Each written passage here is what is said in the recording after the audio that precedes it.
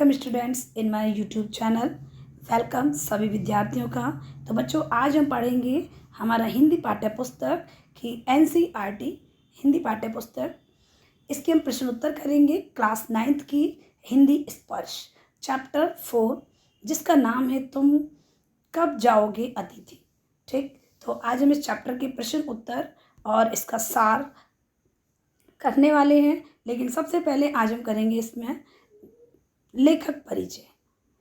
लेखक परिचय करने वाले हैं। लेखक परिचय, तो सबसे पहले हम आपको बता दें चैप्टर किसने लिखा है। तो ये चैप्टर लिखा है बच्चों शरद जोशी जी ने। शरद जोशी जी का जन्म कहाँ हुआ?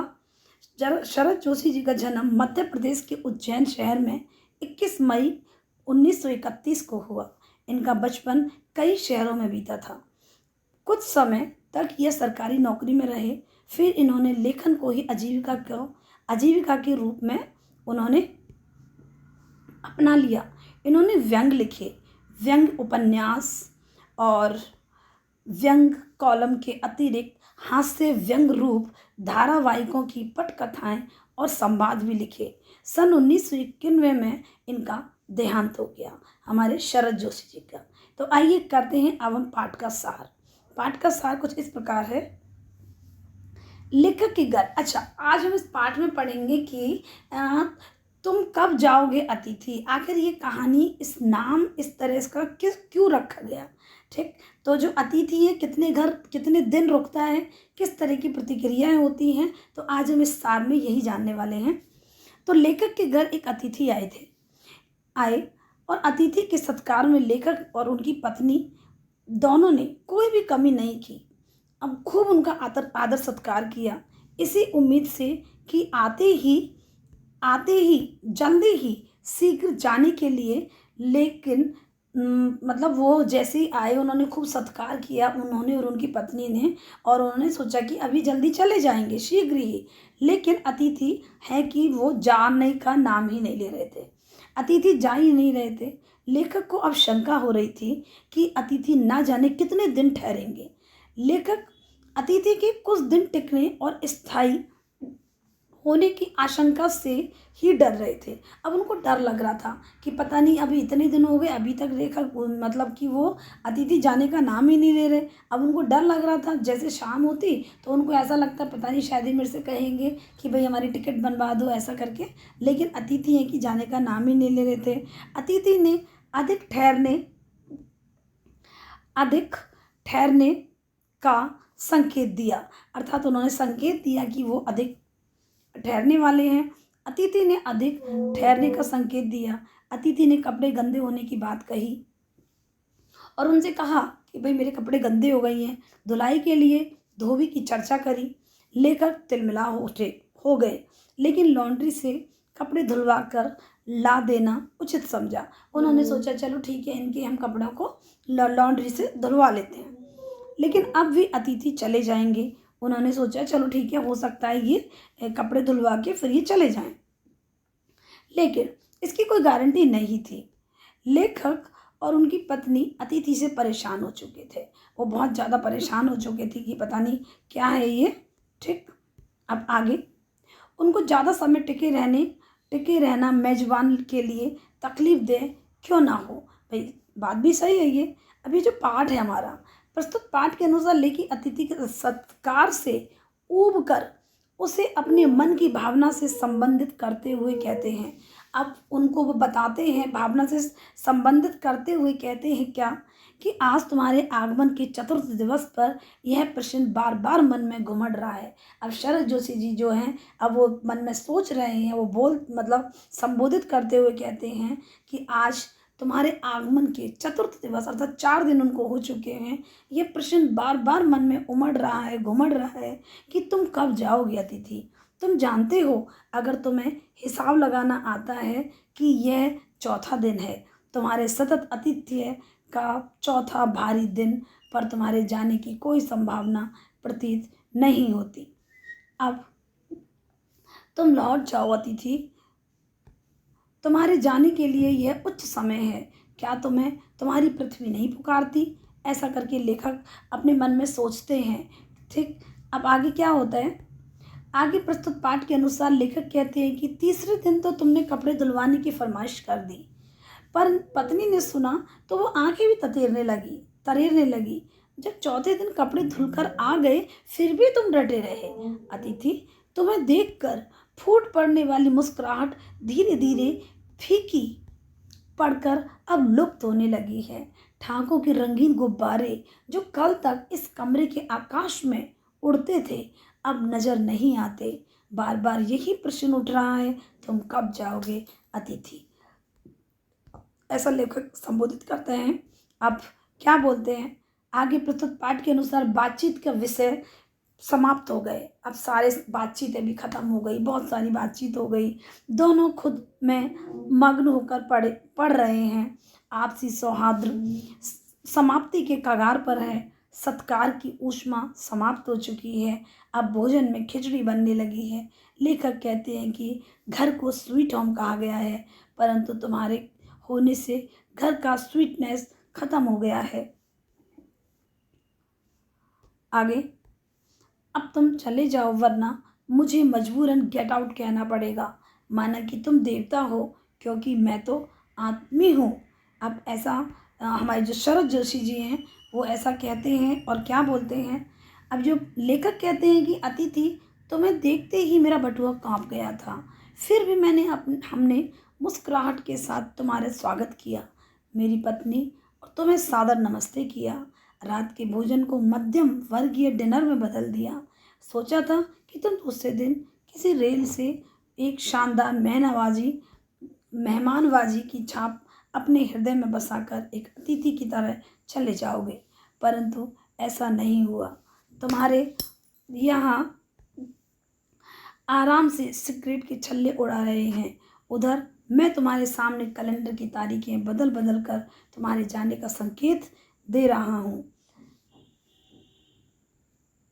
ये हो चुका है अपना, ठीक। तो इस प्रकार का ये हमारा पाठ का सार हमारा फिनिश हो चुका है। तो आइए अब हम करते हैं प्रश्नों के उत्तर। जैसा कि सबसे पहला प्रश्न है हमारे, निम्नलिखित प्रश्नों के उत्तर 2 पंक्तियों में देना है, केवल 1 या 2 बहुत छोटे छोटे प्रश्नों के उत्तर हैं बच्चों।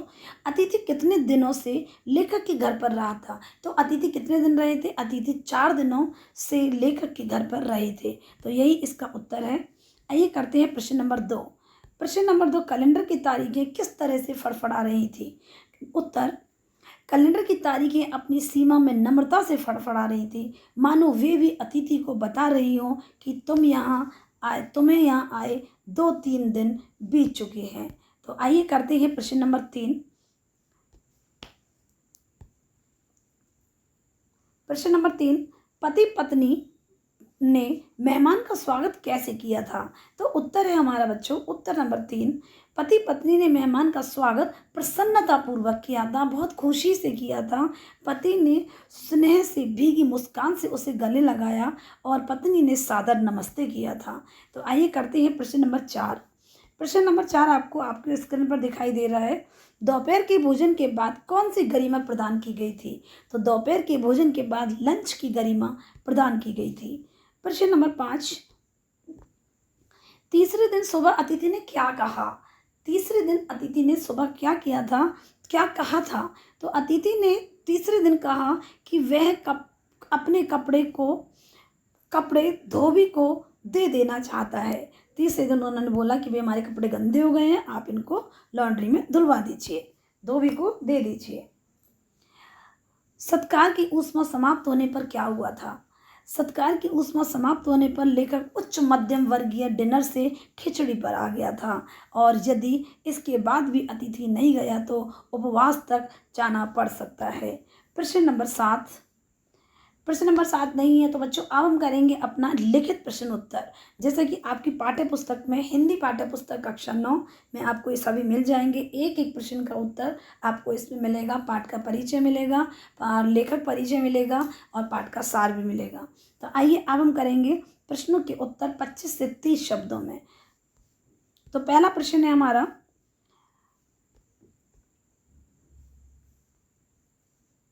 पहला प्रश्न, लेखक अतिथि को लेखक अतिथि को कैसी विदाई देना चाहता था? तो लेखक अपने अतिथि को भावभीनी विदाई देना चाहता था। वह चाहता था कि अतिथि को छोड़ने के लिए रेलवे स्टेशन तक वह जाया जाए। उन्होंने सोचा कि भाई रेलवे स्टेशन तक जाना चाहता था कि अतिथि को छोड़ने रेलवे स्टेशन तक जाया जाए, उसे बार बार रुकने का आग्रह किया जाए, किंतु वह ना रुके। अर्थात उन्होंने सोचा था कि जब लेखक जाएगा, मतलब जब उन्होंने उनको नाश्ता पानी सब करा दिया था, तो उन्होंने सोचा कि 1 दिन हो गया, 2 दिन हो गया, शायद अब ये बोलेंगे कि हमें जाना है, और ये फिर जब बोलेंगे कि स्टेशन छोड़ के आना है, तो फिर वो उसको मना करेंगे, उनको रुकने के लिए आग्रह करेंगे, लेकिन फिर भी वो मना करेंगे। तो इस तरह की बातें लेखक सोचते थे, लेकिन ऐसा नहीं हुआ था। आइए करते हैं प्रश्न नंबर 2। प्रश्न नंबर 2, पाठ में आए निम्नलिखित कथनों की व्याख्या करनी है बच्चों। तो हमें जो कथन कहे गए हैं ना, उनकी व्याख्या करनी है। तो पहला प्रश्न है हमारा, अंदर ही अंदर कहीं मेरा बटुआ कांप गया। ठीक है, इसकी व्याख्या करनी है, अभी हम करेंगे। पहले हम प्रश्नों को पढ़ लेते हैं। प्रश्न नंबर 2, अतिथि सदैव देवता नहीं होता, वह मानव और थोड़े अंश में राक्षस भी हो सकता है। उत्तर प्रश्न नंबर 3, लोग दूसरे के होम स्वीटनेस को काटने ना दौड़े। प्रश्न नंबर 4, मेरी सहनशीलता की वह अंतिम सुबह होगी। नंबर 5, एक देवता और मनुष्य अधिक देर तक साथ नहीं रह सकते। जैसा कि हमारे लेखक ने कहा था, उन लेखक ने सोचा था, संबोधित करते हुए कहा था कि एक देवता, और माना कि तुम देवता हो लेकिन मैं तो एक मनुष्य हूँ। इसीलिए उन्होंने कहा था कि ये प्रश्न हमसे पूछा गया है, एक देवता और मनुष्य अधिक देर तक साथ में नहीं रह सकते। तो आइए करते हैं उत्तर।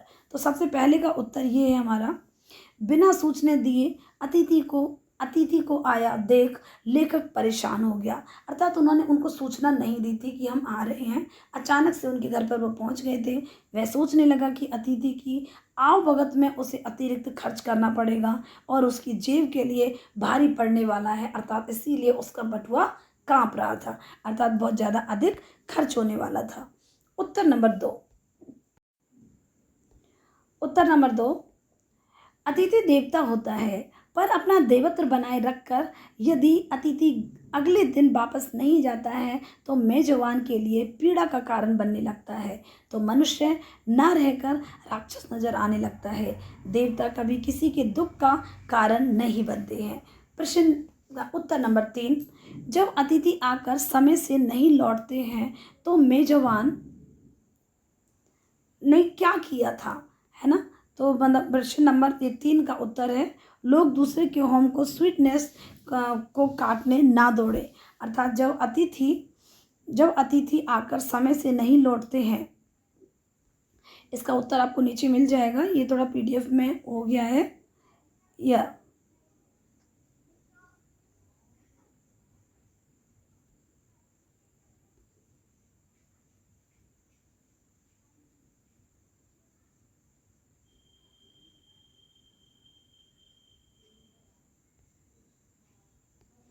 आइए करते हैं नेक्स्ट। ये आपको मिल जाएगा, इसमें लिखा हुआ है सब। ठीक, तो 50 से 60 शब्दों के आंसर हमें करना है। अब ये 50 से 60 शब्दों में कौन सा आघात अप्रत्याशित था, उसका लेखक पर क्या प्रभाव पड़ा। ठीक, तो इसका उत्तर है, तीसरे दिन मेहमान का ये कहना कि धोबी से कपड़े धुलवाना चाहता है, यह अप्रत्याशित आघात था। यह फरमाइश एक ऐसी चोट के समान थी जिसकी लेखक ने आशा नहीं की थी। इस चोट का लेखक पर यह प्रभाव पड़ा कि अतिथि को राक्षस की तरह मानने लगा वह। अर्थात उसको इतना आघात पड़ा था, उसके मन में अतिथि के प्रति सम्मान की बजाय बोरियत, बोझिलता और तिरस्कार की भावना आने लगी थी। वह चाहने लगा था कि वह यह अतिथि इसी समय उसका घर छोड़कर चला जाए। अब है प्रश्न नंबर 2, संबंधों का संक्रमण के दौर से गुजरना। इस पंक्ति से आप क्या समझते हैं, विस्तार से लिखें। तो संबंधों का संक्रमण के दौर से गुजरना, अर्थात संबंधों का संक्रमण दौर से गुजरने का आशय यह है कि संबंधों में बदलाव आना। इस अवस्था में कोई वस्तु अपना मूल स्वरूप खो बैठती है, कोई दूसरा रूप अख्तियार कर लेती है।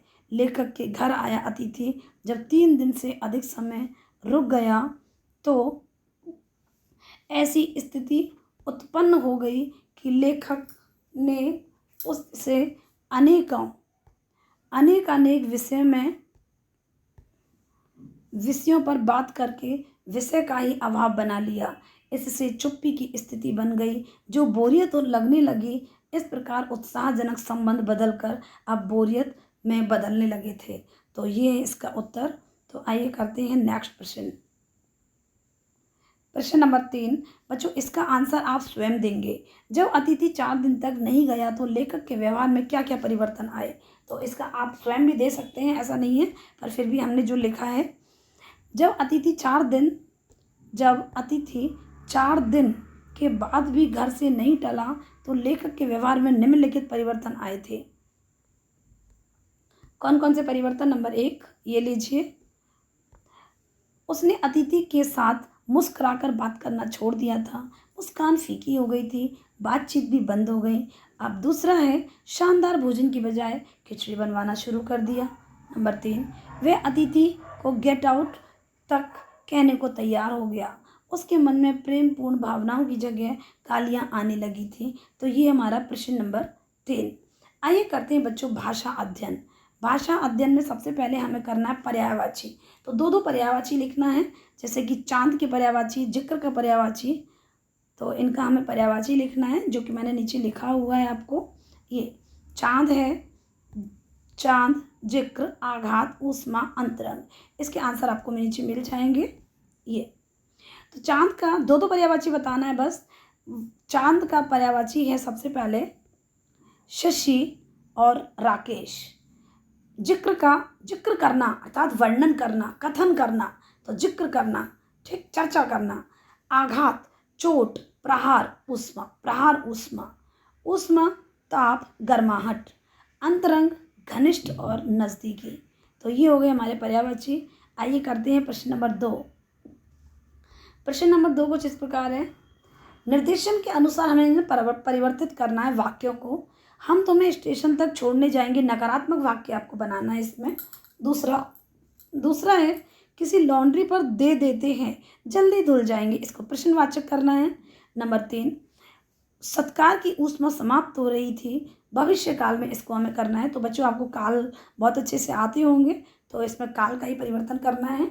जो काल इसमें लिखे हैं कोष्टक में वही आपको करना है, ठीक। जैसे कि भविष्य काल में पूछा है तो आपको भविष्य काल में करना है। और अगर अब इनके कपड़े देने हैं, स्थान सूचक प्रश्नवाची करना है इसको। कब तक टिकेंगे, ये नकारात्मक में करना है आपको। तो आइए करते हैं, ये हमारे नीचे हमने आंसर आपको लिखे हुए हैं। अब तुम्हें स्टेशन तक छोड़ने नहीं जाएंगे, नकारात्मक नहीं। किसी लॉन्ड्री पर दे देने पर क्या जल्दी धुल जाएंगे, क्या, प्रश्नवाचक। सत्कार की ऊष्मा समाप्त हो जाएगी, भविष्यवाचक, भविष्य काल।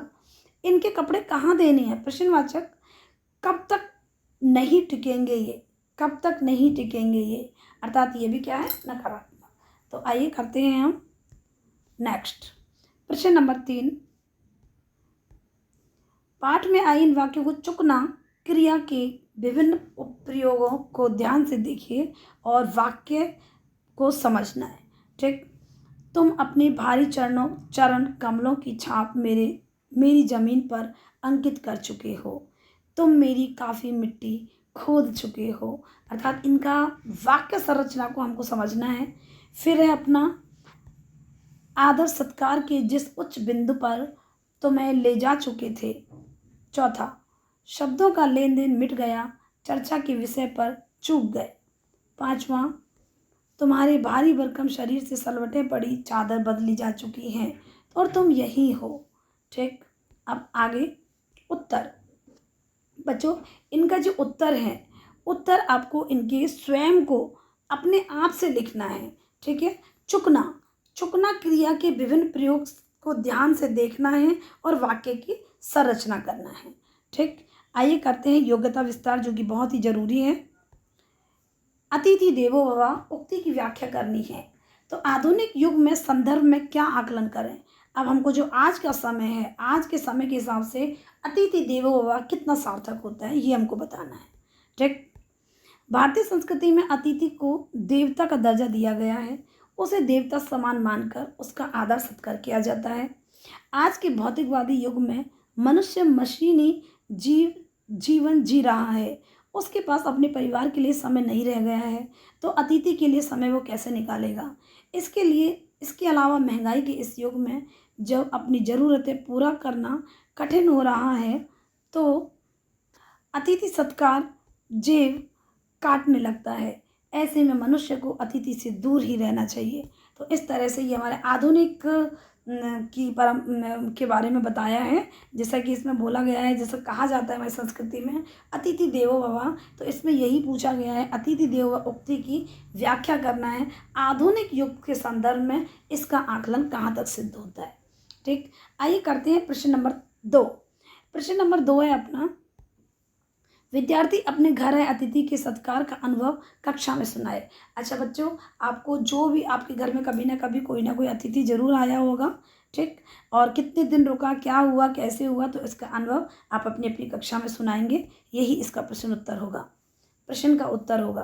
प्रश्न नंबर 3, अतिथि की अपेक्षा से अधिक रुक जाने पर लेखक की क्या क्या प्रतिक्रियाएँ हुई, उनमें क्रम से छाँट कर लिखिए।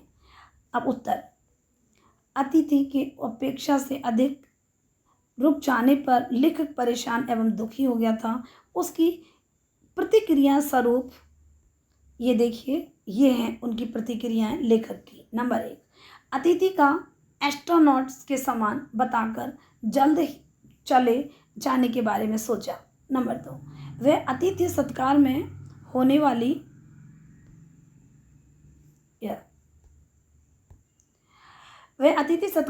वाली खर्च को सोचकर परेशान हो गया। नंबर 3, उसे अतिथि देवता कम और मानव और कुछ अंशों में दानवीय नज़र आने लगे थे। इस तरह की प्रतिक्रिया हुई थी हमारे लेखक की। और 5वें दिन क्या होता है बच्चों, 5वें दिन रुकने पर उसने अतिथि को गेट आउट कहने का मतलब उन्होंने सोचा था कि मैं अगर ये 5वें दिन रुका तो मैं इसको गेट आउट कहने का भी उन्होंने अपना मन बना लिया था। तो इस तरह की ये लेखक की प्रतिक्रियाएं थी। तो मुझे आशा है आप सभी को ये चैप्टर बहुत अच्छे से समझ में आ गया होगा। तो बच्चों, आप इसका पाठ का सार भी लिखेंगे। पाठ के सार के अलावा लिखित प्रश्न उत्तर, मौखिक प्रश्न उत्तर, भाषा अध्ययन, योग्यता विस्तार, इन सभी का वर्णन आप अपनी पाठ्य पुस्तिका में करेंगे, कॉपी में करेंगे। ठीक, तो धन्यवाद, नमस्कार। वीडियो को लाइक करें, चैनल को सब्सक्राइब करें। Thank you. Can anybody out there